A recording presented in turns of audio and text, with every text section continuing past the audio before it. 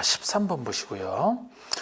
도시개발법상 도시개발사업계획 개발계획 맨 앞에 나오는 개발계획 내용이죠. 틀린 것은 세입자의 주거생활 안정대책은 개발구역을 지정한 후에 나중에 개발계획에 포함시켜.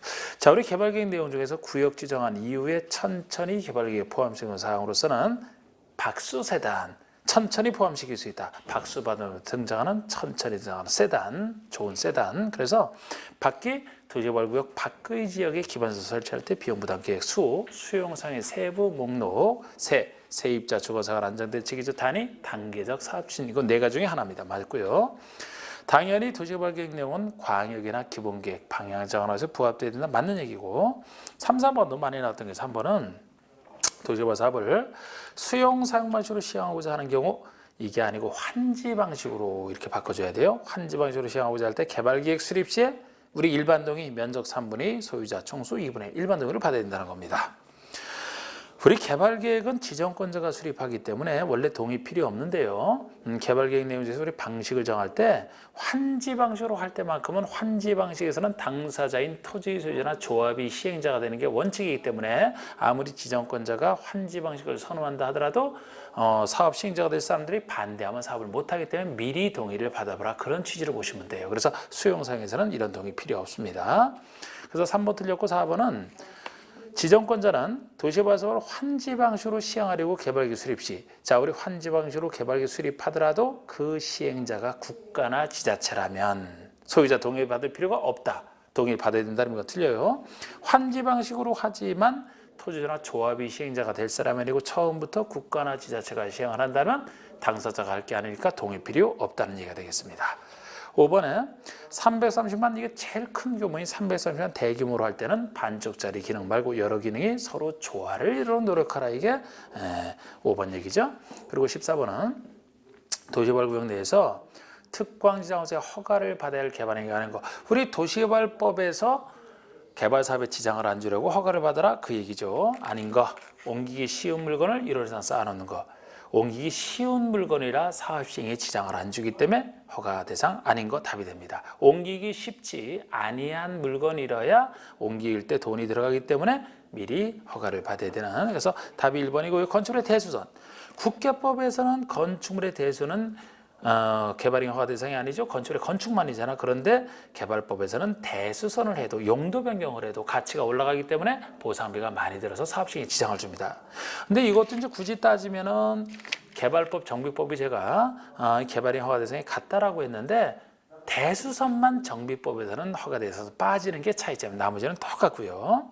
공유수면 매립 더 큰 거죠. 4번에 형질병을 목적으로 하지 않는 토서 개체지니까 당연히 토서 개체는 허가 대상이죠. 그리고 5번도 경작지기 때문에 허가 대상이 되는 거예요. 원래 임시식재면은 허가 대상 아닌데, 자, 다시 말씀드리면은 이건 예외인데 우리 중목의 벌채식재 나무를 심고 베는 것은 국계법에서는 나무 심는 거 개발행위 난개발 아니죠? 그거 아예 허가 대상 아니야. 그러나 개발법, 정비법에서는 나무를 심어도 나중에 사업할 때 보상을 해줘야 되기 때문에 중목의 벌채식재는 원칙적으로 허가 대상에 들어갑니다. 그런데 다시 예외가 관상용 종목의 임시식재라면 임시 가벼운 것이기 때문에 임시라서 허가 대상이 다시 아니거든요. 그런데 아무리 임시식재라도 경작지라면은 아무리 임시식재하더라도 그 용도로 쓰는 것이기 때문에 보상을 해줘야 돼서 경작지에서 임시식재는 다시 허가 대상이 되는 걸 얘기합니다.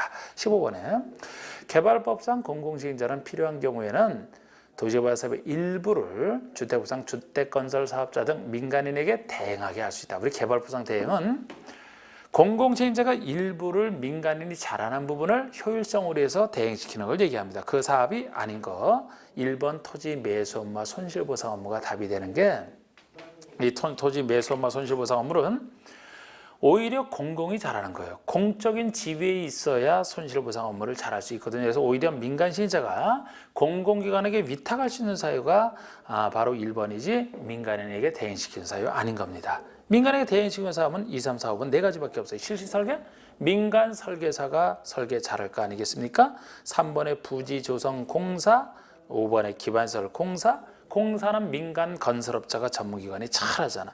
4번에 조성투지의 분양, 이 분양 업무 상냥한 민간인이 분양을 잘한다. 이렇게 보시면 돼요. 공공 힘주는 공공보다, 그죠? 이렇게 답이 1번이다. 16번은 도시개발 사업을 수용 사용 방식에서 시행하는 경우 토지의 수용 사용에 대한 설명이다. 옳은 것은 자, 우리 수용 사용에 대해서는 1번 행정청인 시행자에 한하여 수용 사용할 수 있다.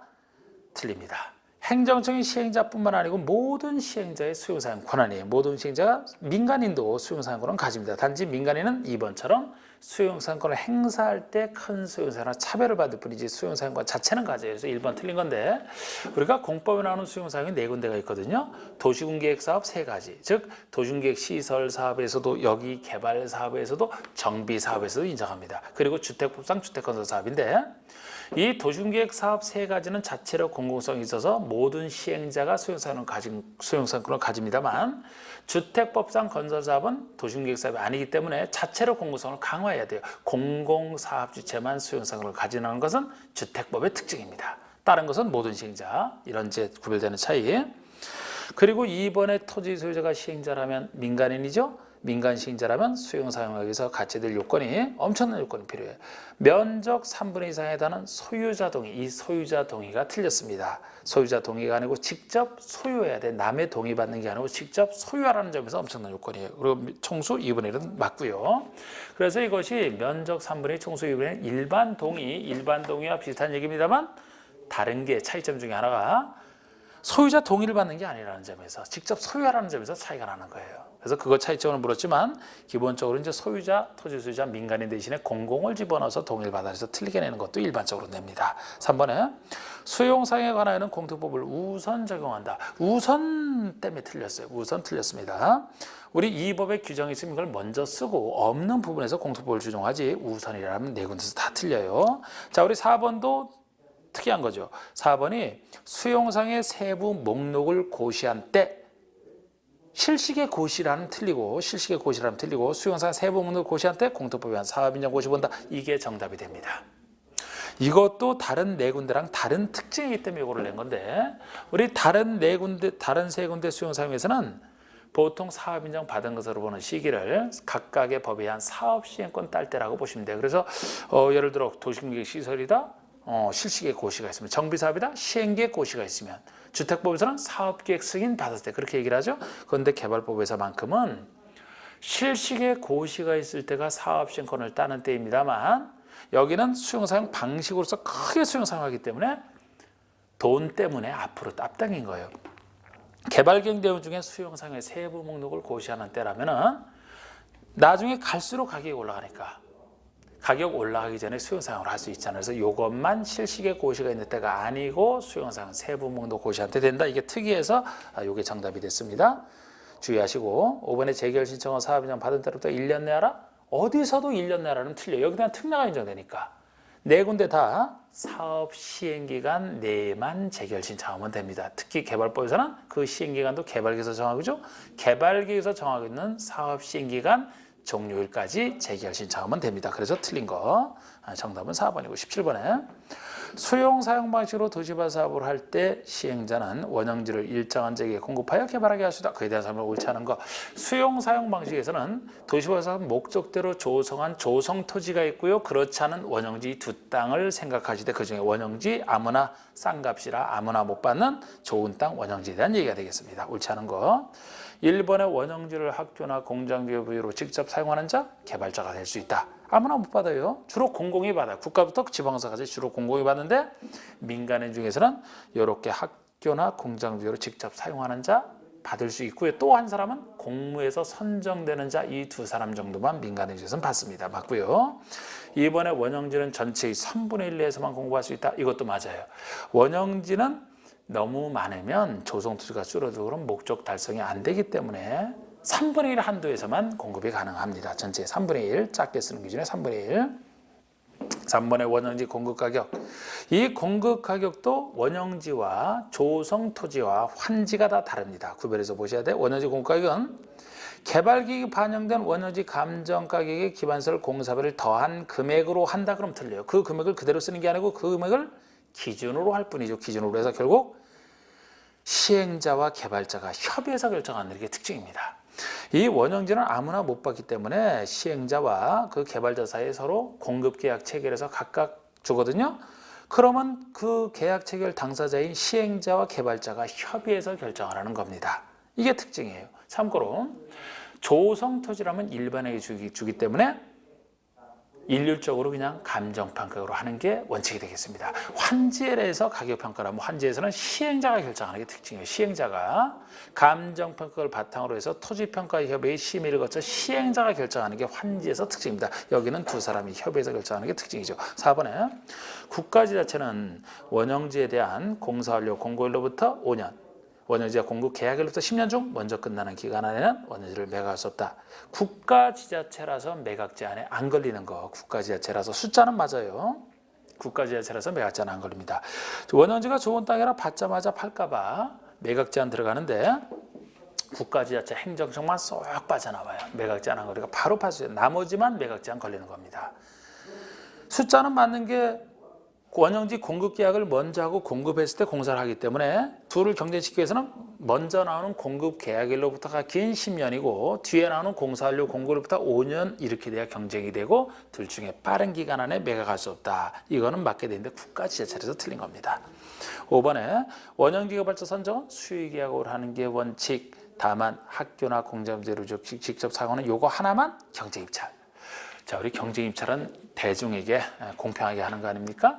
우리 수의계약은 일반에 줄 수 없는 거, 특정인에 줄 수밖에 없는 특정인과 그자와 수의계약하는. 그래서 원형지라면은 원래부터 특정인에게 주는 것이라 그자와 수의계약하는 게 원칙인데 예외적으로 학교나 공정들을 직접 사용하는 자는 학교나 공정대 부지로만 쓰는 것이지 직접 사용한다? 누구만 받을 수 있다는 얘기는 없어요. 그러니까 일반 대상으로 주는 거예요. 그래서 경제입찰이 되는 것이고 이러한 개발부서 경제입찰은 여기 안 나왔지만 2회 이상 유찰이 되면 그 다음에 수의계로 할 수 있다는 건 다 붙어 있습니다. 맞고 이것도 만약에 조성토지를 물었다. 조성토지는 일반에게 주는 보통 땅이죠. 일반에 주니까 원칙이 경제입찰이 되잖아. 원칙이 경제입찰이 되되 예외적으로 추첨해야 할 수 있는 경우랑 특정인에 주는 수의계약을 구별하시는 그런 식의 공부가 조성토지 아니겠습니까? 18번 도시개발법상 환지 설계를 평가식으로 하는 경우 다음 조건자 비례율은 자 우리 평가식으로 할 때 우리 비례율이라는 것은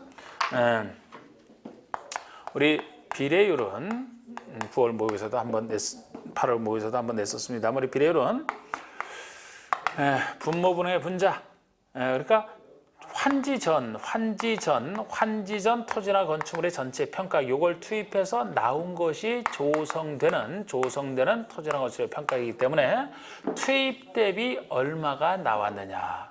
그래서 환지 전 토지 평가액 분의 조성되는 토지나 건축물 평가액 이 비율이 비례율이 되는데 이 조성되는 것은 사업비를 투자해서 나왔기 때문에 조성되는 평가액에서 들어간 사업비는 빼줘야 순수 나온 것이 됩니다. 그래서 나온 것이 투입된 것에 얼마나 비례하느냐 이 비율인데요.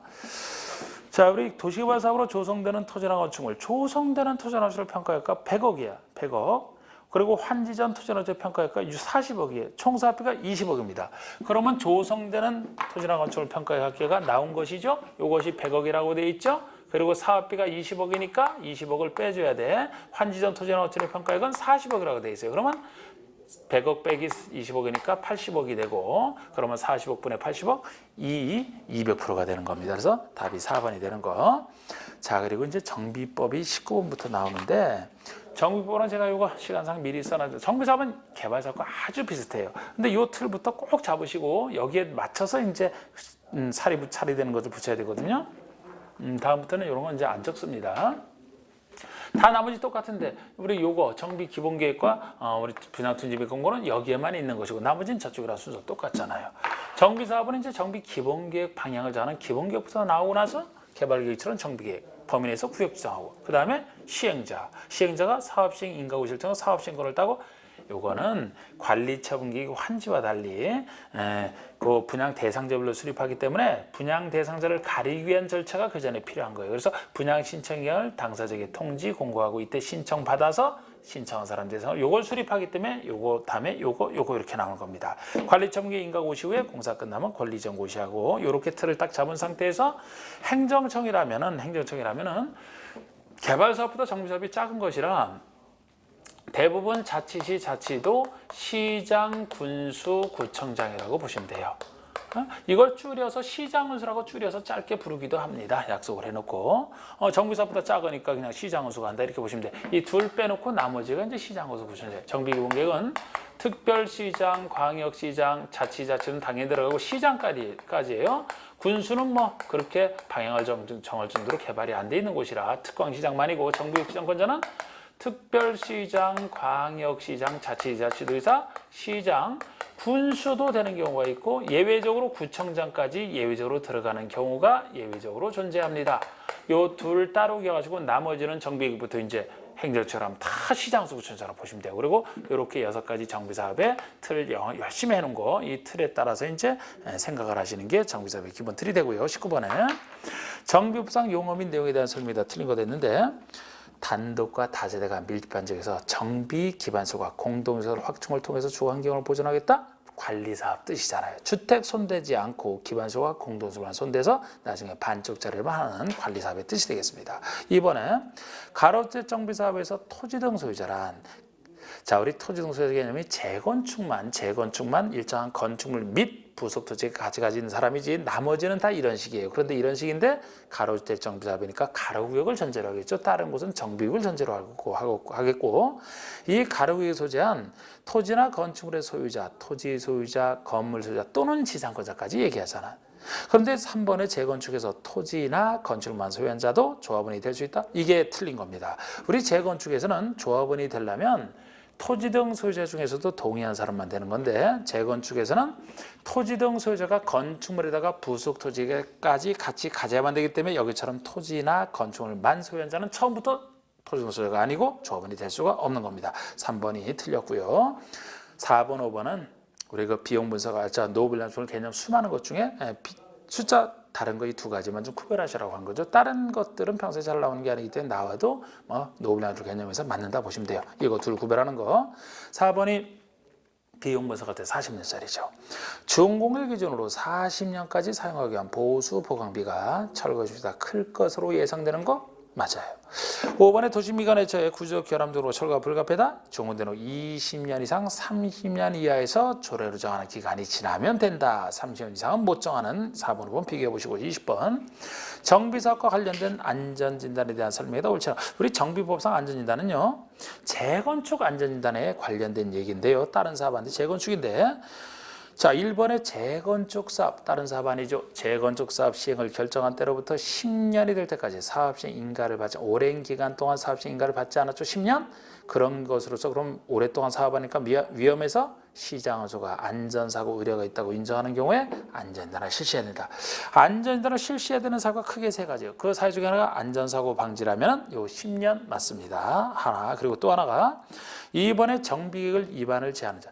요청할 때, 안전진단 실시를 요청할 때는 토지등수가 10분의 이상 동의.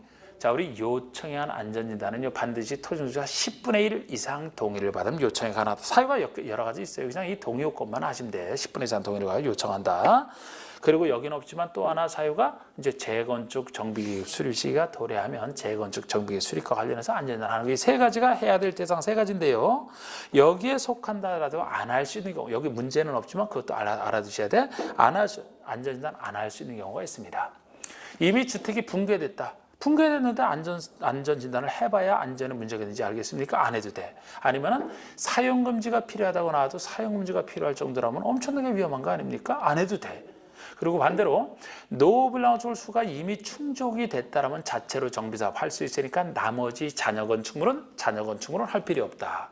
그리고 불가피하게 정비계획에 포함됐다 그런 얘기가 나오면 불가피하게 어쩔 수 없이 정비계획에 포함된 곳이니까 그곳에 있는 건축물은 안전진단을 해서 할 필요가 없잖아. 이미 정비사업을 해야 되기 때문에 그 4가지 경우는 안 할 수 있어요. 그래서 물론 안전진단을 할 때도 단지 내의 건축물을 대상으로 하지 단지 밖에는 안 하지 않습니까? 근데 그래서 원래 해야 되지만 아까 안 할 수 있는 거가 있기 때문에 안전진단을 최종적으로 실시할지 말지 안전기관 지정해 주는 거 최종 결정 이거다 시장원수가 하는 거예요. 자, 그러면 3번은 시장원수는 이렇게 시장원수가 다 하는 거예요. 시장원수는 안전진단 요청이 있으면 요청일로부터 30일 내 실시 여부를 결정하여 통보하라. 보통 주민에 걸리는 거 통보 60일이 많습니다만 요거 이제 그렇지 않은 30일 중에 하나인데 요거 맞고요. 4번의 시장원수는 안전진단 결과와 도시계획 등을 종합적으로 검토하여 정비계획 수립이나 재건사업 시행 여부를 결정하는 거. 시장수가 결정한다 돼 있죠? 시도에서 간다면 틀려. 정비법은 시장수잖아요. 둘 빼놓고 다 시장수라고 했잖아. 그리고 다 종합적으로 검토해서 교체해서 결정합니다. 이렇게 결정하고 나서도 이제 윗사람인 시도지사에게 보고를 해서 통제받는 규정인데, 보고를 하게 돼도 시도지사가 직접 취소는 못해요. 결정한 사람이 취소를 해야 되기 때문에 시장수에게 취소를 요청할 수 있다. 그런 식으로 나가는 것도 있죠. 5번에 요청에 한 안전진단의 경우에는 비용의 전부 내부를 요청한 자가 부담. 이게 틀린 게 부담해야 한다가 아니고 부담하게 할 수 있다죠. 우리 안전진단 비용은 원칙은 시장원수가 낸답니다. 시장원수가 부담한다는데 요청이 한 경우는 요청한 자에게 부담하게 할 수 있는 예외 규정이죠. 그래서 5번이 틀린 겁니다. 21번에 다음은 정부 예정구역에서 행위 제한 등에 대한 내용이다. 옳지 않은 거. 예정구역. 개발법이랑 정비법의 개발 행위가 같다는 것은 정비구역을 전제로 하는 거예요. 그럼 정비구역 지정 전이면 투기란 거에서 통제할 필요가 있으면 통제하는데, 통제하더라도 수많은 개발 행위에서 투기랑 관련된 직접 관련된 두 가지 행위만 통제합니다. 그게 포인트예요. 그래서 예정구역 등이다 그러면 옳지 않은 거 1번에 이렇게 투기수의 유입 방지로 해서 국장 등이 제한할 수 있다는 거. 누가 제한하는지 중요하진 않아요. 2번에 제한되는 지역은 기본계획을 공람 중인 정비 예정구역 또는 정비의 수립 중인, 즉 정비구역 지정 전이 땅이 되는 거죠. 3년이 제한할 때는 3년 내에서 1회 안에 1년 연장할 수 있고요. 맞아요. 여기서 포인트가 4번인데 제한행위는 건축물의 건축은 맞는데 토지의 형질 변경이 틀린 거죠. 형질 변경 대신에 토지의 분할 그래야 돼. 토지의 분할.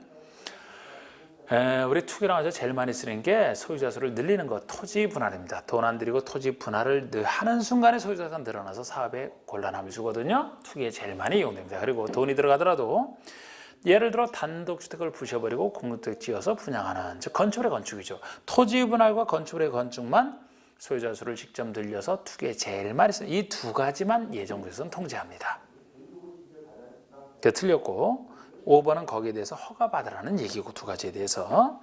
22번 정비법에서 조합 설립 추진이나 조합 설립에 대한 내용이다. 옳지 않은 거 됐는데, 우리 정비법에서는 조합을 한다면 여러분들 머릿속에서는 우리 개선사업과 이 틀을 잡아야 되는데, 개선사업과 관리사업은 민간인이 못해요. 그렇기 때문에 조합할 때는 개선사업과 관리사업을 빼고 시작을 하셔야 됩니다. 이렇게 내수로 출발하시되 개선사업 관리사업 빼고 내수로 출발하시되, 우리 조합 만들 때는 원래 조합 설립 추진을 구성해야 됩니다만 가로주택 정비사업만 추진이 구성이 없습니다. 가로주택 정비사업만 작은 사업이라 추진이 구성 안 하고 새 사업에서 있는 건데, 그래서 우리가 항상 정비조합 나오면 틀부터 잡는 게 중요한데, 재건축은 제가 우리 정비사업 중에서 주로 예외는 재건축이라고 했고, 가로주택 정비사업은 추진에 구성 안 하는 대신에 조합 설립 인가 동의 요건이 세지기 때문에 나중에 예외로 추가되기 때문에 원칙은 재개발과 도시환경 정비사업을 원칙으로 봐서 나머지 예외는 재건축과 가로주택 정비사업이다.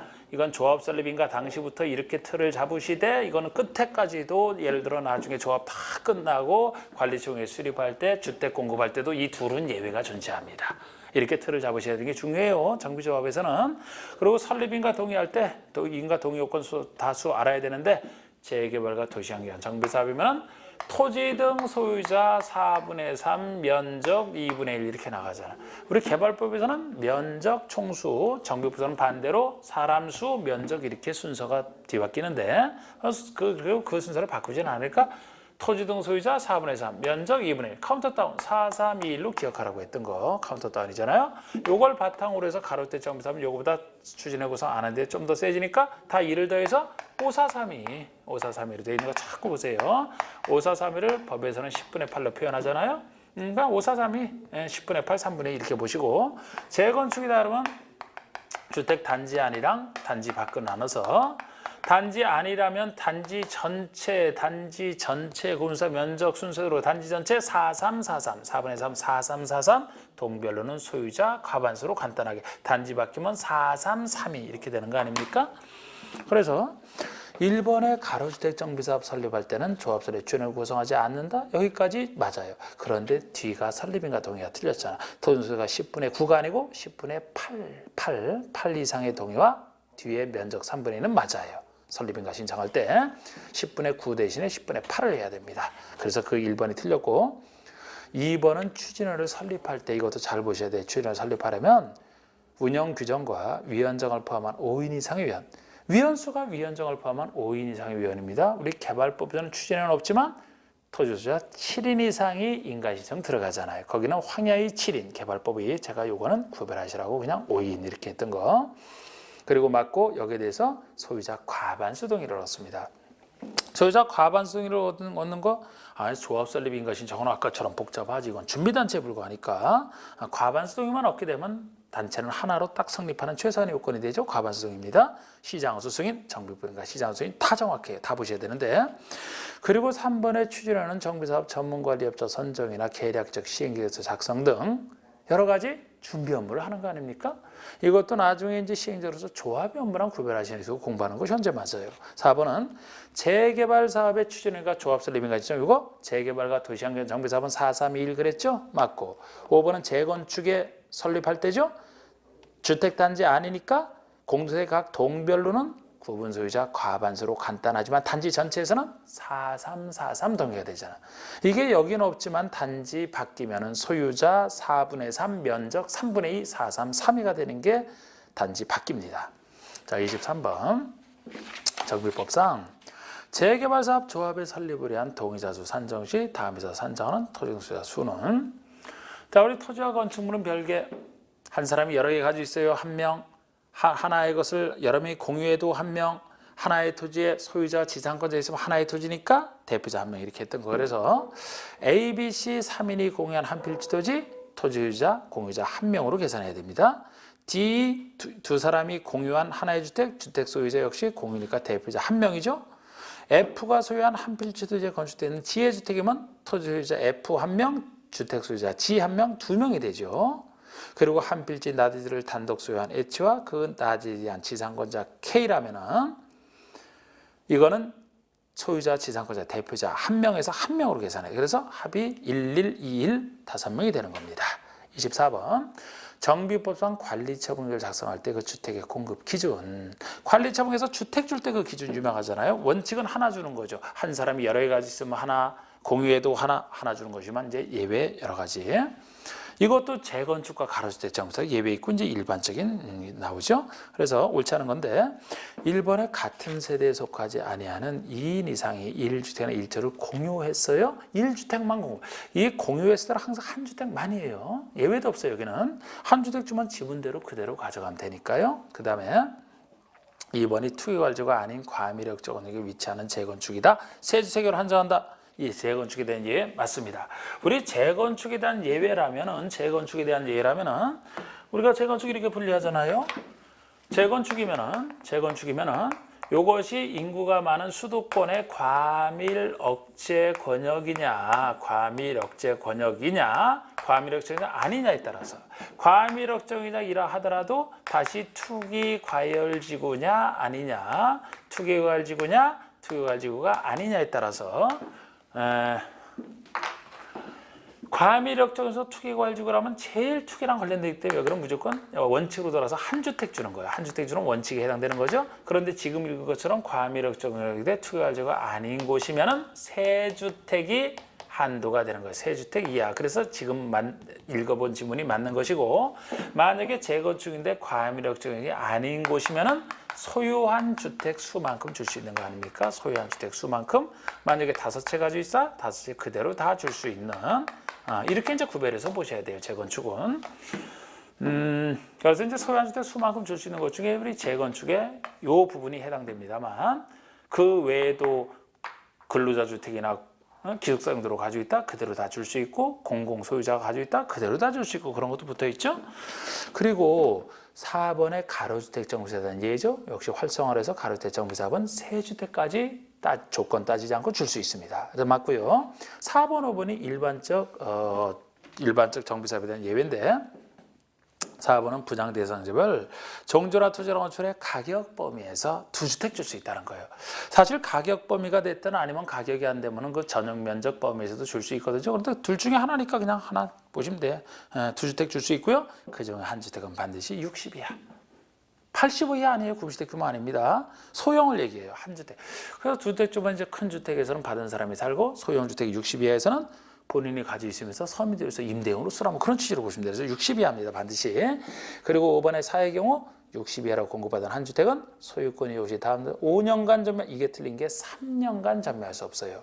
60이하짜리 하나만 전매 제한 받는데 3년입니다. 그건 최소 분양받은 자가 3년간은 팔지 말고 가지고 있으면서 서민들에서 써라. 그런 취지로 보시면 돼요. 그리고 이제 건축법 25번에 건축상 도로와 도로가 교차하는 도로 모퉁이에서 다음과 같은 조건의 대지가 있다고 할 때 대지 면적은 얼마냐?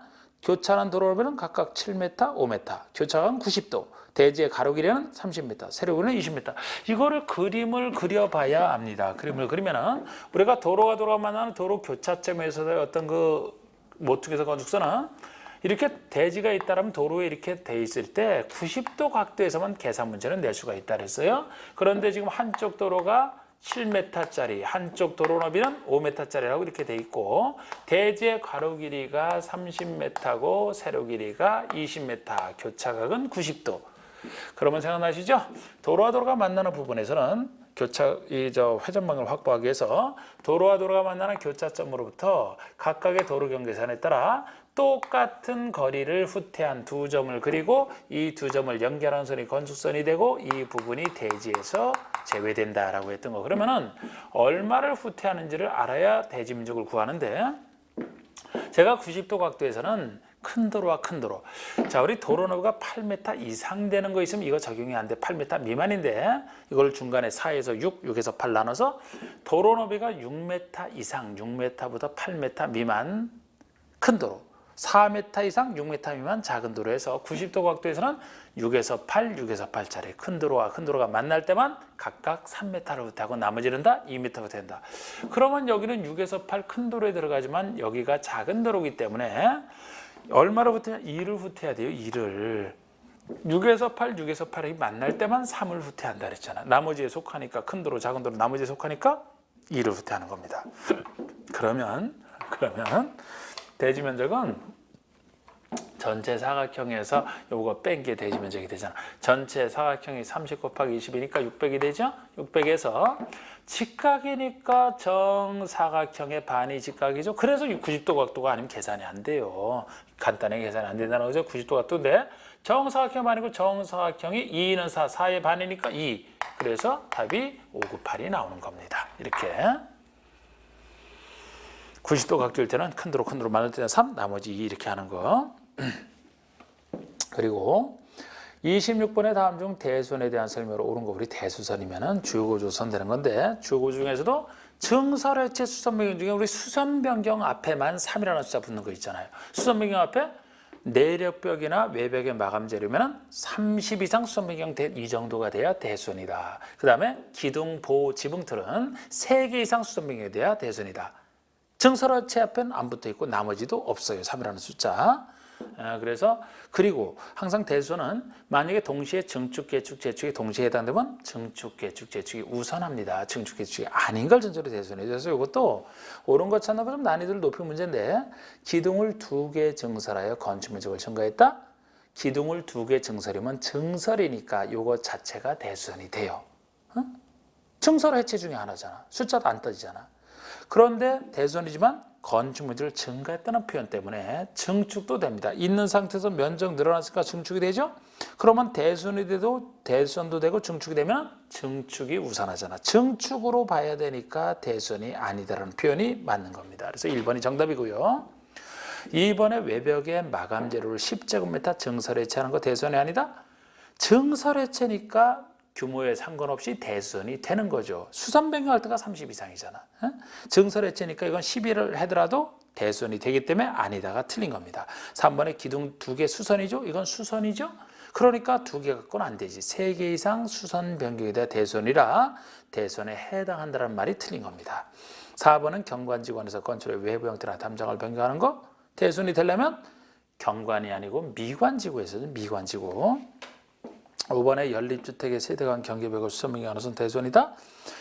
가구 세대간 경계벽 손대는 것이 대수선이 되려면 주택 중에서는 좀 상대적으로 작은 주택인 다가구나 다세대 중에 하나야 되지.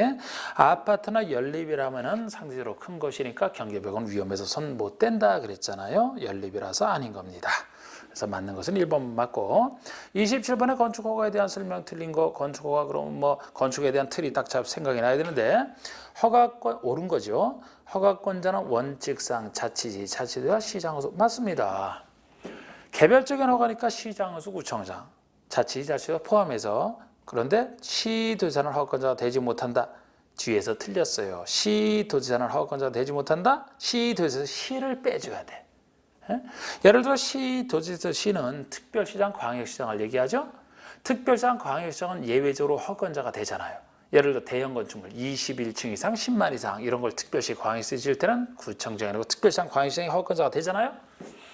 대형 건축을 도에서 지을 때는 도지사는 어느 경우에도 허가권자 안 되죠. 승인권자에 불과하지. 그래서 허가권자가 아예 못 되는 것은 도지사만 남겨놔야지 시가 들어가서 틀린 겁니다. 이번에 공장의 건축을 허가받은 자가 허가를 받은 때로부터 2년 내 공사에 착수를 안 하면 허가를 취소해야 된다. 공장이니까 3년이 돼야 돼. 3년 내에 착수를 해야 되거든요. 원칙적으로 건축하고 착수는 2년이 맞아요. 그런데 거기다 예외로서 공장은 크니까 2년이 아니고 3년이 되는 겁니다.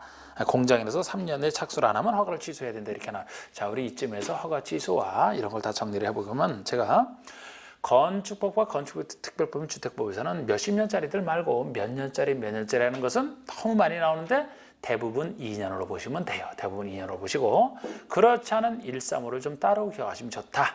135 대부분 2년이고 그래서 1년짜리가 우리 건축허가 후 착수가 보통의 착수니까 이게 원칙으로 돌아서 2년이 되는데 그중에서 이제 원칙만 지금 놓고 따지는데 공장은 따로 커서 3년이라는 예외가 붙어 있는데 보통 건축허가 착수가 2년이거든요. 그러면 건축 신고는 가벼운 건축물이기 때문에 건축 신고 착수는 짧아야 되죠. 건축 신고 착수 기간이 1년이야.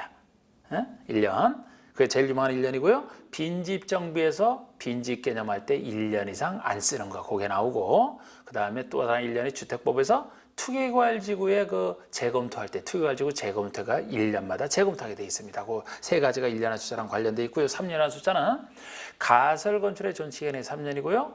주택 상환사채 상환기간이 3년을 초과할 수 없다. 그 두 가지가 3년입니다. 그리고 5년이 대표적인 큰 주택법상 주택사업 승인 받고 나서 착수하는 게 5년 착수예요. 5년 착수가 뭐 특별건축에서 5년 착수 또 하나 있습니다. 그거는 잘 안 나오니까 5년에서는 사업 승인 후 착수기한만 알아도 그거 빼놓고는 1년짜리 3가지, 2년짜리 3년짜리 2가지, 5년짜리 하나만 최소한 알고 나머지는 다 2년에도 거의 괜찮습니다. 그리고 건축허가 취소는 다른 데서는 허가 위반하면 취소할 수 있다는데 여기는 신고 효력 자동 상실과 마찬가지로 다루려고 꼭 허가를 취소해야 된다 이렇게 나오는데 취소가 크게 3가지예요. 아까 2년 내 착수를 안 했다. 공장은 3년에 착수를 안 했다. 그럼 취소하라. 착수는 했지만 불가능하다. 취소해야 돼요. 그리고 또 하나가 신설된 거. 소유 허가를 받은 상태에서 대지 소유권을 잃었죠. 잃은 상태에서 6개월이 지나도 이건 몇 년이에요? 6개월짜리 6개월이 지나도록 착공이 안 된다. 그러면 꼭 허가를 취소하게 돼 있는 거. 이게 5번에 관련된 얘기죠. 자, 하여튼 2번은 공장이니까 3년이 돼야 되고 3번이 30층의 건축물을 특별시에서 건축하려면 특별시장 이게 맞는 겁니다. 자, 우리 대형 특별시장, 광역시장이 허가를 받는 대형 건축물이 21층 이상 또는 10만 이상이에요. 30층짜리면 21층 이상에 속하니까 특별시장 허가가 맞는 겁니다. 4번에 연면적계가 10만 제곱미터 이상인 공장이나 창고. 자, 10만 이상이지만 공장 창고는 제외된다는 거 많이 나왔던 거예요. 공장 창고는 제외니까 여기서 제외니까 광역시에서 건축하려면 광역시장 허가 아니고 구청장 허가를 받아야 됩니다. 구청장 허가죠 이거는. 5번에 착공신고 전에 경매, 공매 등으로 건축주가 대지수권을 상실한 때로부터 1년, 이게 6개월짜리예요. 6개월이 경과한 이후에도 착수가 불가능하다. 허가를 꼭 취소하라. 6개월짜리 유명한 얘기입니다. 신설된 거 28번. 다음은 건축법상 대지도로 관계 규정에서 도로가 될 수 없는 거.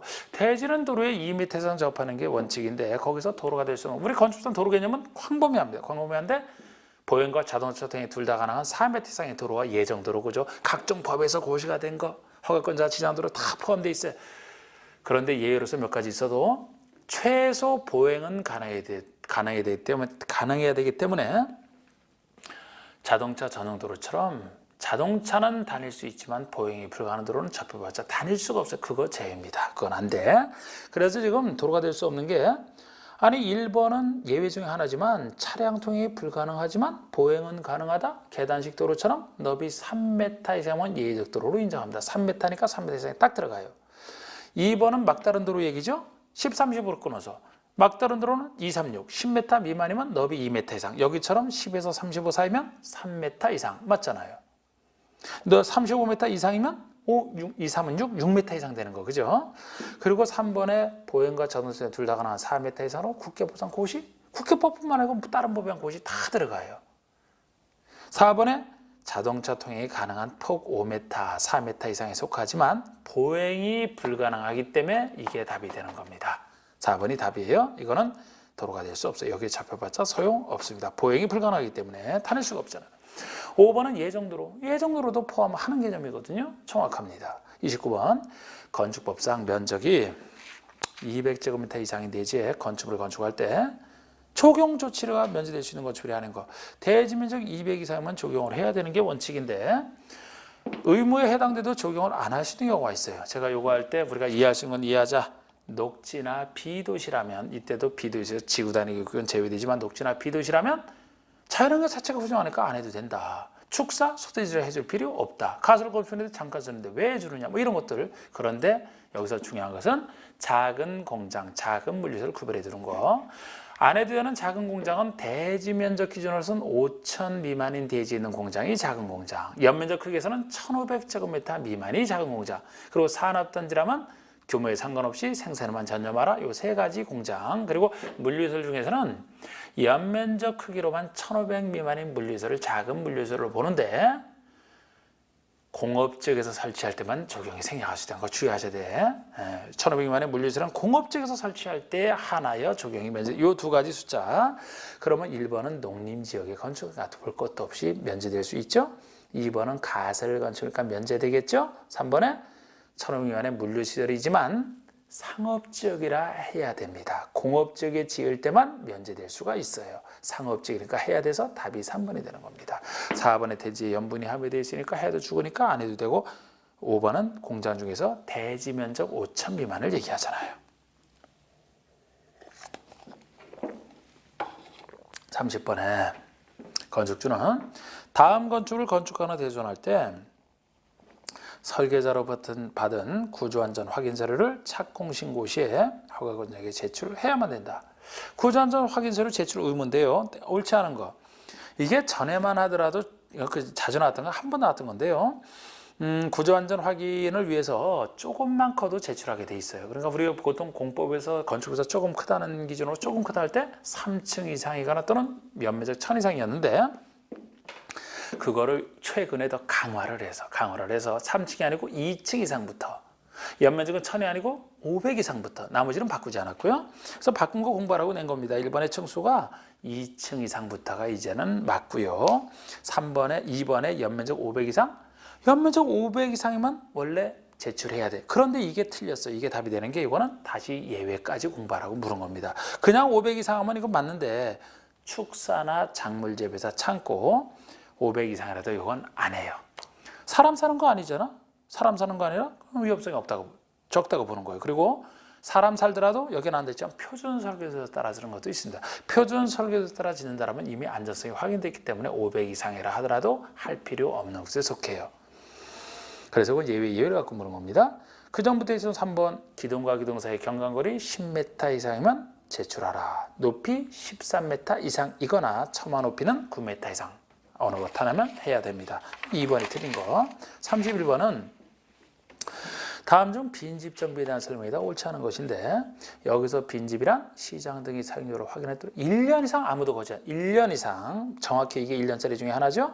그리고 2번의 시장 등은 빈집 소유자에게 철거 등 필요한 줄을 명할 수 있어요. 그런데 소유자는 60일 내 철거 명령을 이행해야 됩니다. 주민한테 60일 내 빠르게 이때 안 하면 이제 직권으로 행정청이 3번처럼 직권으로 철거하려고 이렇게 좀 빠른 시일 내에 철거하라 이렇게 하고 있어요. 사실 누가 와서 철거하겠어요. 행정청이 빨리 철거해야지. 4번에 빈집 소유자 소재를 알 수 없을 때 찾는 절차죠. 빈집 소유자의 소재를 알 수 없으면 그 철거 명령과 불이행 시 직권으로 철거한다는 내용을 일괄 시험에 한 번 이상 공부하라. 한 번만 공부해도 돼.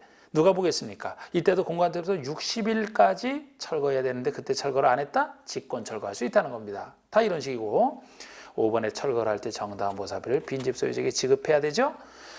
빈집을 남겨놓은 게 범법 유법행위는 아닙니다. 그래서 철거를 하면 정당한 보상비를 지급해야 되는데 이때 정당한 보상비는 시가, 이걸 틀리게 낸 거예요. 시가가 아니고 감정평가액입니다. 제가 이걸 틀리게 낸 게 다른 데서는 정당한 보상비라면 시가 보상을 얘기해요. 그런데 여기는 감정평가를 한다는 게 특이해서 그랬습니다. 왜냐하면 우리 빈집은 남들에게 팔지 못해서 빈집으로 남겨둔 것이거든요. 살 필요 없는데 아니 팔려야 시가를 알 수가 있어요. 아니 비슷한 거라도 옆에서 팔려야 시가를 알 수 있는데 빈집으로 남아있을 정도는 누가 옆에 있는 거 팔리지도 않고 이거 자체도 안 팔리고 왜 떨어져 있는 것일 텐데 그래서 시가를 알 수가 없어서 이건 감정평가액으로 한다 이렇게 생각을 하세요. 그래서 5번이 틀렸습니다. 32번 증축형 주택법상 이제 주택법이죠. 증축형 리모델링이나 설명을 옳지 않은 것인데 우리 리모델링은 대수선과 일부 증축 두 가지 형태가 있는데 우리 증축에서는 일부가 가장 핵심이에요. 너무 많이 증축하면 리모델링을 벗어나게 돼요. 그래서 요거 리모델링 할 때 일부라면은 전용 면적의 30% 내에서만 해야 됩니다. 그런데 이것도 대상이 85 미만 상대적으로 작은 것이라면 좀 더 넓게 40%까지 예외로 가능하고 요거 일부에서 일부만 따로 생각하시고 나머지 숫자는 다 15랑 관련돼 있어요. 그렇게 보시면 돼요. 그래서 1번의 증축을 통한 리모델링을 하려면 원칙적으로 사용검사의 사용 승인으로부터 15년이 경과된 공로도 이게 대상이죠. 15년이 지나야 돼. 대손을 통한 리모델링은 10년이면 되잖아요. 이건 증축형은 15년, 15. 2번이 전유면적 70제곱미터인 아파트는 전유면적 110분의 3, 즉 30% 내에서 증축할 수 있다. 이거 다른 얘기 없으면 10분의 3이 맞는데 70제곱미터 아파트라고 돼 있기 때문에 틀린 겁니다. 70제곱미터 아파트면 85제곱미터 미만에 속하는 것이죠. 그러니까 10분의 3이 아니고 10분의 4까지 가능해요. 그래서 이거 틀린 거 예외. 3번에 증축한도는 전유 부분 면적으로 계산한 건 맞고요. 공용 부분은 별도로 증축한 맞습니다. 4번에 세대를 증가하는 리모델링 할 때는 얼마까지 최대 증가 가능하냐? 기존 세대수의 15% 맞습니다. 기존 층수가 20층인 공동주택에 대한 추직 증축형 리모델링을 하려면 최대 3개층까지 증축이 가능하다. 제일 위험한 수직으로 올릴 때는 역시 15층을 기준으로 해서 기존 건축이 15층 이상이다. 우리 지문처럼 20층이면 15층 이상에 속하죠. 그러면 3개층까지 맞습니다. 만약에 15층이 안 돼요. 14층 이하까지는 2개층까지 할 수 있는 거 아니겠습니까? 그래서 잘 보시고 33번에 주택조합에 대한 설명이 다 틀린 거. 옳은 거. 지금 또 주택조합이 나왔어요. 그럼 주택조합이 나오면 기본 틀이 주택조합 중에서 지역과 직장에만 적용되는 규정과 리모델링에 적용되는 규정이 다르지 않습니까? 지역과 직장은 새로운 주택을 건설해서 받는 규정이고 리모델링은 새로 건설해서 받는 게 아니기 때문에 이렇게 기본 틀로 생각하신 상태에서 보셔야 돼요. 옳은 것은 그런데 옳은 것은 그 정답 자체는 1번으로 낸 게 특히 이 주택조합에 대한 것은 2번 빼놓고는 나머지는 다 새로 신설된 것 같고 이제 신설된 거 익히라고 좀 냈는데 우리 지금은 이제 탈퇴할 수 있죠? 1번 얘기입니다. 탈퇴한 조합원은 제명된 조합원을 포함해서 탈퇴한 조합원은 조합 규약으로 정하는 바에 따라 부담 비용의 환급을 청구할 수 있다. 이게 그냥 맞는 얘기죠. 아니 탈퇴했는데 그동안 냈던 비용의 환급을 청구할 수 있어야 되죠. 제명된 사람도 마찬가지고요. 다는 못하더라도 규약이 정하는 바에 따라 청구할 수 있다. 맞는 겁니다. 자, 2번의 리모델링 조합은 그 구성원의 주택을 건설한 주택을 조합원에게 우선 공급 틀렸죠. 리모델링이 아니고 지역과 직장 조합이라고 바꾸셔야 돼. 아니 조합원에게 우선 공급하는 것은 건설 공급을 전제로 하는 지역과 직장이지 리모델링은 조합원에게 우선 공급하는 게 아니라니까요. 조합원이 리모델링 공동주택 가지고 있는 사람이 대손을 통해서 일부 증축하더라도 그대로 그 사람이 받는 거야. 그냥 가지고 있는 상태에서 증축하는 거 아닙니까? 세대를 증가하는 리모델링을 하더라도 조합원에게 주는 게 아니고 그건 일반에게 공급하잖아요. 그러니까 조합원에게 우선 공급하는 규정은 아예 리모델링은 없습니다. 지역과 직장이죠. 그리고 3번은 창립총회에서 의결을 할 때는 조합원의 10% 이상이 직접 출석. 이게 정비조합에 나오는 직접 출석 정족수 얘기인데 주택조합에서도 이걸 신설을 했어요. 그런데 정비처럼 똑같이 해놨기 때문에 그것처럼 봐주면 돼요. 그래서 정비조합이나 주택조합이나 직접 출석할 때는 10% 이상이 직접 출석하는 게 원칙인데 요거는 창립총회잖아. 창립총회처럼 중요한 것은 20% 이상이 직접 출석하는 예외 규정이 적용됩니다. 그래서 창립총회니까 10이 아니고 20이 돼야 돼요. 그리고 4번의 지역과 직장조합의 조합원을 모집할 때는 관할 시장소의 승인을 받아야만 모집하는 게 아니고 승인이 아니고 신고하라 이렇게 바꿔줘야 됩니다. 신고하고 공개 모집 방법으로 하라는 건 맞아요. 자, 이것도 우리가 공공이 아닌 민간이 입주자를 모집할 때는 시장 등의 승인 받고서 입주자 모집하는 거 그거랑 착각하시면 안 돼요. 그건 입주자 모집할 때 승인이고 이거는 조합원 모집할 때 얘기야. 조합을 만들기 위해서 다른 얘기예요. 그래서 옛날에는 조합원 모집할 때 그냥 신문 광고에 뭐 지역 조합의 조합원 모집합니다. 신문 광고에 냈거든요. 사기가 많아서 부정이 많아서 지금은 옛날에 신고도 필요 없었지만 지금은 입주자 모집할 때는 시장 군수 알고 있어야 될 것이다. 감시하기 위해서. 그래서 신고는 하게 된 거예요. 올해부터 공개 모집을 하라. 그리고 여기에 대한 예외가 5번입니다. 공개 모집 이후에 조합원의 결혼을 중원한다. 미달된 조합원을 재모집한다. 이때는 시장 군수 신고하고 신고가 틀렸어요. 신고하지 아니하고 이렇게 해줘야 돼. 신고하지 아니하고 선착순 방법은 좋아요. 아니 이미 저번에 모집할 때 시장 등에 신고해야 되니까 시장이 알고 있죠. 재모집할 때 이미 알고 있는데 왜 또 신고를 합니까? 그래서 4번과 5번이 원칙과 예인데 어디가 틀렸는지 잘 체크를 하시고 34번 주택법상 주택 소유자는 주택단지 전체의 일부에 대해서 사용검사를 받은 이후에 말소 소송에 따라 소유권을 잃었다. 즉 진정한 실소유자가 회복해 갔을 때 입주자는 소유권을 잃은 경우죠. 이때 그 토지의 소유권을 회복과 관련해서 매도 청구할 수 있다. 이게 사용검사와 매도 청구인데 이에 대한 설명을 옳지 않은 거 1번 주택 소유자는 대표자를 선정하여 매도 청구서는 제기할 수 있고요. 이때 대표자는 소유자는 제4분의 3 동의받는 것도 맞습니다. 해당 토지를 시가 매도, 공법인 모든 매도 청구는 시가 맞고요. 3번에 해당 토지 면적이 단지 전체 대지 면적의 100분의 30 미만. 이게 틀렸어요. 100분의 30이 아니고 100분의 5 미만 그래야 됩니다. 5% 미만. 매도 청구 의사 표시가 실소유자가 소유권을 회복한 때로부터 2년 내에 송달된 거 이거 2년은 맞 1.5 아닌 거 2년이니까 이건 맞습니다. 그런데 30이 아니고 100분의 5예요. 5% 미만 작은 토지 때문에 전체 입주자가 괴로워해서는 안 된다. 그래서 5% 미만일 때만 매도 청구로 인정하지 5% 이상만 되면 안 됩니다. 그래서 그게 틀렸고요. 4번의 매도 청구에 대한 소송에 대한 판결은 소유자 전체에 대해서 효력이 있어야 되겠죠. 그리고 주택 소유자들은 매도 청구에서 발생한 비용의 전부를 다 사업체가 구상할 수 있어요. 사업체가 남의 땅을 잘못 구상했기 때문에 전부를 당연히 구상할 수 있어야 됩니다. 답은 3번이고요. 35번이 주택법에 따라 주택건설 사업을 하려는 자는 사업 승인을 받아야 된다. 사업 승인을 받아야 될 대상으로서 틀리게 작쳐진 것은 자 우리 등록사업자 등록이 다르죠. 20호, 20세인데 우리 사업 승인은 주택건설 사업이다. 원칙은 30호, 30세대. 각각 50호, 50세대 예외 두 가지씩 있고요. 대지는 만 이상 아닙니까? 1번이 한옥과 한옥 설치 장려. 공공택지를 1단위적으로 공급하는 거 요거 두 가지가 50호 이상 예외 맞고요. 요거 아닌 건 다 30호 이상이잖아. 2번에 아파트 다른 얘기 없으니까 30세대 이상 원칙이죠. 3번에 세를 증가하는 리모델링 30세대.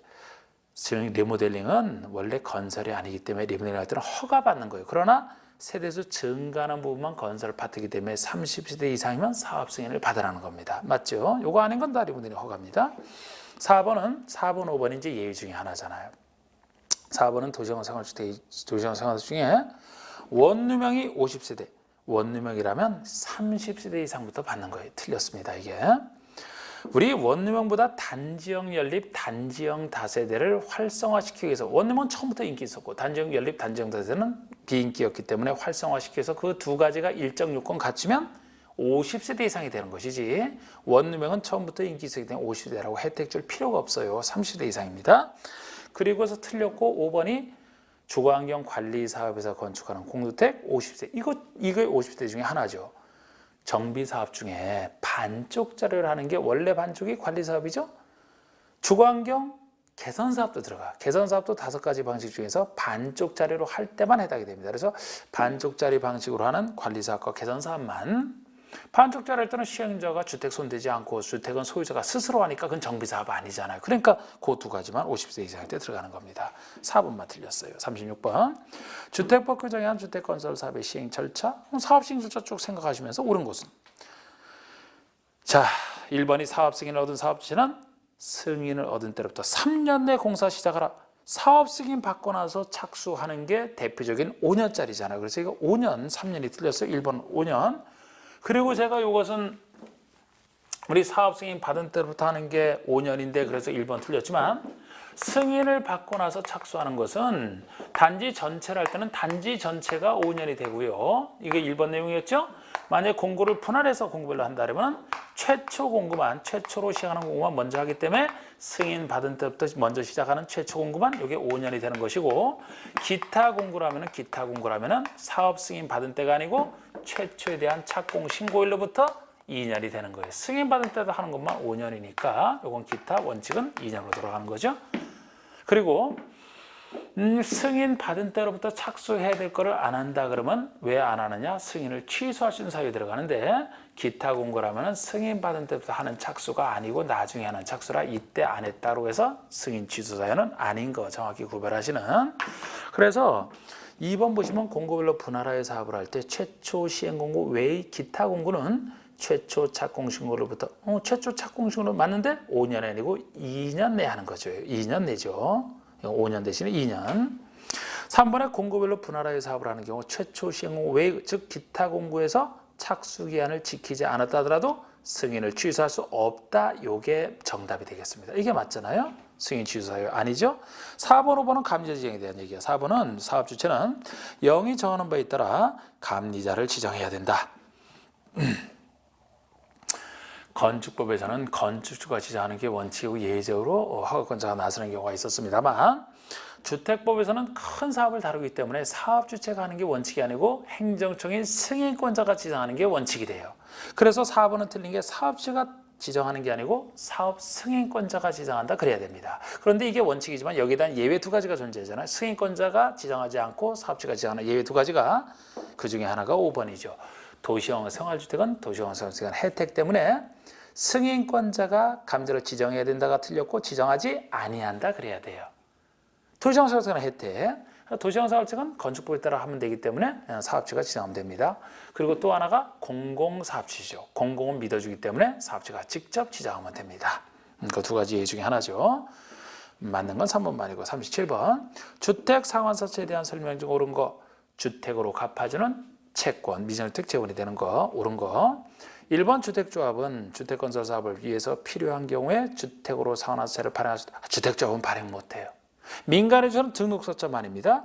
우리 주택조합은 혼자 하고 싶으면 자체로 등록사업자가 돼야만 되고, 등록자랑 같이 할 때는 등록자에 맡기면 되기 때문에 어느 경우에나 등록세만 인정하면 되지 주택조합은 안 돼. 그래서 틀렸고 2번 토지주택공사 등록자, 이 두 사람이 발행권자가 되는 건데요. 이 두 사람이 보증을 받은 때 하나여 발행할 수 있다. 그것 때문에 틀리는 거예요. 보증을 받아야만 발행할 수 있는 경우는 민간에 대한 차별 등록사업자만이지 토지주택공사는 보증받을 필요 없어요. 그래서 토지주택공사를 빼야 맞습니다. 3번의 주택상환사채는 무기명증권으로 발행한다. 주택 하나값에 해당하는 큰 채권이기 때문에 무를 빼줘야 돼. 기명증권으로, 소유자 이름이 표시되는 기명증권으로 발행을 합니다. 4번에 주택상환사채의 상환기한은 10년 초과, 이게 3년 초과, 3년에 관련된 거예요. 3년 중에 하나죠, 이게 틀렸고, 이 경우 상환기간은 사채 발행일로부터 주택의 공급계약 체결일까지 기한으로 상환 계산하는 것도 주택을 상환한다면 주택을 지어서 직접 공급하는 걸 생각할 텐데, 공급계약 체결까지만 하면 상환기간 상환됐다라고 보는 것이기 때문에 이게 특이한 거지만 이건 맞아요. 앞에 3년, 10년이 틀린 거죠. 4번에 5번의 주택상환채는 이를 양도하거나 중도에 해갈 수 없다. 채권 중에 양도 금지되는 게 이게 유일한 게 주택받는 채권이다. 주택부상 공급서 교란금지에 걸려서 그렇습니다. 그래서 원칙적으로 양도 안 되는데 예외적으로 해외 이동 부득이한 사유가 있으면 예외적으로 되는. 정확합니다. 5번이. 38번에 사업주체의 부기등기와 관련된 내용이다. 옳지 않은 거. 예정자를 보호하기 위해서 우리 일정한 내용을 부기등기에 넣으라 하는 거. 옳지 않은 거. 1번 부기등기는 주택건설 대지와 주택에 대해서 입주자 모집공고 승인자와 동시하라. 이게 틀렸죠. 대지는 입주자 모집공고 승인자와 동시하는 거 맞아요. 쭉 오다가 입주자 보호니까 입주자 모집공고 동시하 맞는데 주택에 들어가서 틀렸어요. 주택은 입주자 모집공고할 때 없잖아요. 나중에 완성되기 때문에 하고 싶어도 못해. 주택은 나중에 완성되고 소유권 보존 등기와 동시해야죠. 그래서 대지와 주택에 대한 부기등기 시기를 구별하는 게 중요하죠. 1번 틀렸습니다. 2번에 사업주체는 원칙적으로 부기등기 말소할 수 없어요. 보호자치기 때문에 말소하면 안 됩니다. 그런데 예외적으로 말소할 수 있는 사유가 세 가지가 있는데 그 중에 하나가 3, 4번이죠. 3번은 사업 승인이 취소가 되면 말소 가능합니다. 사업 승인이 취소가 되면 공사를 못하니까 보험하고 필요가 없어요. 이제는. 4번은 입주 예정자가 이전 등기를 이미 신청했죠? 말소할 수 있는 거. 이전 등기를 이미 신청했으니까 말소해서 다른 등기를 한다 하더라도 이자가 등기 순서에서 먼저 보호받지 않습니까? 그리고 여기는 없지만 입주 가능일부터 60일이 지난 경우도 말소가 가능해요. 입주 가능부터 60일까지 보호를 해주잖아요. 그러니까 60일이 지났다면 보호 조치가 없으니까 이제 말소할 수 있습니다. 세 가지. 그리고 5번에 부기등기 이후에 저당권을 설정한 경우에 그 효력은 무효. 부기등기 가장 강력한 효력이죠. 이후에 다른 거 했죠? 다 무효가 돼. 법에 의해서 취소 사유에 대한 무효 맞습니다. 그래서 예정자가 보호받는 39번의 농지법상 농지 취득 차익증에 관한 설명이다. 옳은 거. 자, 우리 농지를 취득할 때는 원칙적으로 시구 운면장에게 농지를 발급받아야 농민이 취득하는 거 아닙니까? 그런데 경영 안 해도 소유할 수 있는 예외적 소유 중에서 이상하게도 발급받는 거, 경영에서는 필요 없지만 발급받아야 되는 거, 그걸로 꼭 기억하시라는 게 맨날 제가 얘기하는 분리, 비축, 주허, 신학, 천호기만 있잖아요. 그거는 발급받는 예로서.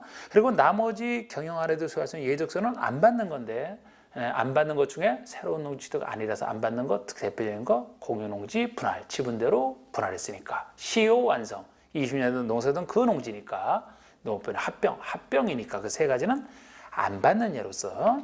그러면 1번의 농지채권을 발급받고자 하는 경우는 농업 경영기서를 작성하여 시장은수구청에 제출하라. 발급권자에게 제출해야 되는데 군수가 들어가서 틀렸죠. 군수 대신에 읍장, 면장이 들어가는 게 특이합니다. 시구, 읍면장이 발급권자죠. 특이한 거 틀렸고. 이번에 농업인이나 농업법인이 농지를 취득한다? 그러면 다른 얘기 없으니까 새로운 농지 취득으로 봐야 돼요. 그렇기 때문에 농지채권 발급받지 않고 취득한, 이게 틀린 겁니다. 발급받아야 돼요. 농업인이든 비농업이든 농업법인이든 새로운 농지 취득할 때는 원칙으로 발급받는 겁니다. 이것도 농업법인이 만약에 합병으로 취득한다. 그럼 합병이니까 안 받는 것이죠. 그런 얘기 없잖아요. 3번에 시효 완성으로 농지를 취득한다. 발급받지 않고 취득할 수 있다. 이게 맞죠. 20년 이상 농사였던 그 농지이기 때문에 사실상 새로운 취득 아니다. 발급받지 않는 것 중에 하나죠. 3번이 맞고. 전용 허가를 받은 경우는 농지채권 발급받지 않고 취득할 수 있다. 전용 허가라면 분리비축 주허의 허잖아. 신고도 이 경우는 발급받아야 된다는 점에서 이게 틀렸잖아요. 전용 허가 신고는 발급받아야 되는데 전용 협의랑 구별하죠. 전용 협의는 발급받지 않는 거잖아요. 5번에 주말채용을 목적으로 취득한다. 분리비축 주의 주잖아요. 이게 발급받지 않는다. 틀렸죠. 발급받아야 되죠. 분리비축 주허 신학 천원위만은 발급받아야 되니까. 다시 한번 말씀드리면 분리는 영농일권 분리농지 경사율 15% 이상, 분리 비축농지 주말 채용 농, 전용 허가, 전용 신고, 학교 등에 있을 수 없이 1,500여 미만의 농업부지 등. 40번의 다음은 농지의 타용도 일시사용에 대한 설명이다. 틀린 것은 농지를 일시에 사용하라는 자는 시장군수구청장의 허가. 보통 전용할 때는 허가권자가 농장, 장관이에요. 그런데 이건 일시사용 가벼운 허가라 시장군수구청장 허가되는 거 구별하시고, 농지의 타용도 있어 위한 허가는 일정 기간 동안 사용하는 농지로 복구하는 조건으로만 가능하다. 많이 좀 맞습니다. 다른 데서는 조건 붙일 수 있지만 일시사용 허가는 다른 목적으로 잠깐 썼으면 방치하지 말고 농지로 꼭 복구하라. 농지 복구 조건을 붙여야지만 가능한 유일한 조건부가 되겠습니다. 그래서 다른 전용 허가나 전용 협의, 전용 신고는 최종적으로 농지가 망가지지만 전용 타용도 이상 허가는 농지 복구가 되기 때문에 다른 전용 허가들이 농지가 남아있어요. 그 특성 때문에 다른 전용은 농지 보존 부담을 내야 됩니다만 이 사람만 안 낸다는 거 구별하셔야 되고, 농지 복구되니까 다른 전용할 사람은 농지 지목인 전담가선 외지목으로 변경할 수 있습니다만 이 사람만 변경 못해요. 농지로 남아있어야 되기 때문에 그렇게 다른 전용과 구별이 됩니다. 그리고 일시사용 허가 대상은 세 가지밖에 없어요. 그 세 가지가 3, 4, 5번에 나온 세 가지만이고 이 사유는 제가 바르게 해놨는데 일시가 몇 년이냐를 바꿔낸 겁니다. 3번에 간이시설이니까 잠깐 쓰는 거 일시사용 허가 대상 맞는데 이 허가는 7년 내에서 하는 거, 7년이 최대치 맞습니다. 4번에 주 목적 사업에 대한 현장 사무소나 물건을 적지 매설하는 거 일시사용 허가 대상 맞는데 5년이 아니죠. 주 목적사에 필요한 기간이 되겠습니다. 몇 년이 아니고 주 목적사에 필요한 기간 내내 써야 되기 때문에 주 목적사에 필요한 기간입니다. 틀렸고 토속과 강물을 채굴하기 위한 허가는 토속과 강물도 일시상허가 대상이죠. 잠깐 캐면 되잖아. 5년이 최대치가 되는. 그래서 아까도 얘기했듯이 잘 요거 다시 복습하시고 관련되고 공부를 하셔갖고 자꾸 이제 쌓아나가면 됩니다. 이렇게 4회에 걸쳐서 수고하셨습니다.